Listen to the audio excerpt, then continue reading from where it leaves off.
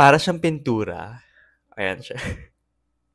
Binudol niyo ako guys to try this sunscreen. Pero ito yung itsura niya. Ito yung merong sunscreen. Ito yung wala. Okay, kung hiyang ka sa sunscreen na to, please continue using it. So guys correct me if I'm wrong. Baka mali lang yung tinype ko. Tinype ko yung name ng sunscreen. By the way, this is the Suki sunscreen. And nung chinek ko, no records found.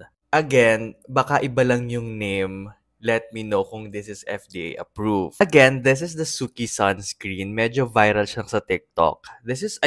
I bought this for only 129 pesos for 100 grams. Unbelievable. Affordable siya, in fairness.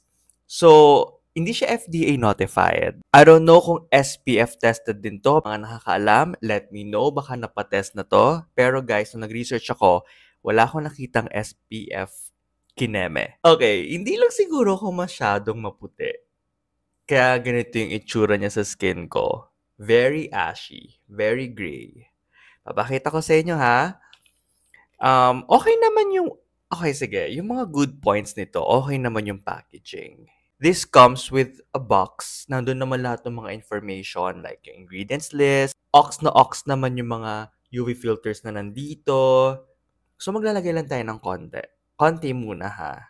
Kahit hindi naman ito yung right amount of sunscreen na dapat nilalagay mo. Ganyan siya. So, sa una, white na white siyang ganyan. Ayan. Medyo mahirap siyang i-blend sa skin. Ayan siya. Para siyang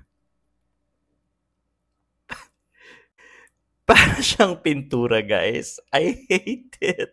Nagkakaroon siya ng white cast and peeling, guys. Ayan o. Ayan o. Para nagbabalat-balat yung face mo. Ayan. Again, kung gusto mo tong sunscreen na to, continue using it. For me, it's a big no.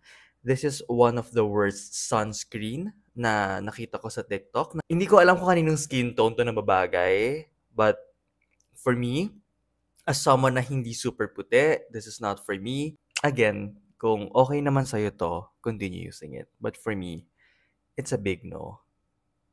Love you.